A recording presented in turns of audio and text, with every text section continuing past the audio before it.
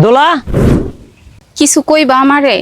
আগে দেরি করে আসলে তুমি আমার সাথে ঝগড়াঝাটি করতা। এখন তো আমি প্রতিদিনই দেরি করে আসি। কই, তুমি তো এখন কিছু বলো না। প্রথম প্রথম ভাবতাম তুমি আমাকে অনেক ভালোবাসো, আমি একটা কথা বললে কথাটা রাখবে, নিজের ভুলটা শুধরাইয়া নেবে।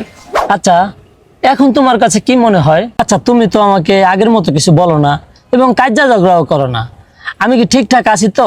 না, তুমি চেঞ্জ হও নাই, আগের মতো নিয়ে আছো, কিন্তু আমি ক্লান্ত হয়ে গেছি। মানে কি কইতে চাইতেছো তুমি? মানে আমার যেখানে কথা বলার কোনো মূল্য নাই, সেখানে আমি দ্বিতীয়বার কোনো কথা বলতে চাই না। তুমি আমারে শুধু শুধু ভুল বোঝো না। আমি তো বাহিরে শুধু শুধু থাকি না, আমার তো বাহিরে কাজ করতে হয়। যখন তখন চাইলেই তো তোমার সামনে আমি বসে থাকতে পারি না।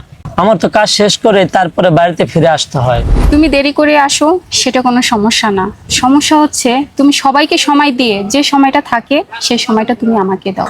আমার জন্য এক্সট্রা কোনো সময়ই বের করো না তুমি। তো এখন তুমি কি বলতে চাও? আমার পর তোমার কোনো অধিকারই নাই? অধিকার তো মানুষ সেই জায়গায় খাটায় যেখানে তার অধিকার আছে।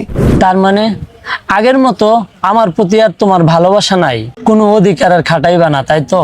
অধিকার তো ছিলই তোমার প্রতি, কিন্তু অধিকার তো কাইরা নিচ্ছ তোমার নিজের হাতে। এখন তুমি কি কইতে চাও? এবার তো তুমি খুশি তাই না?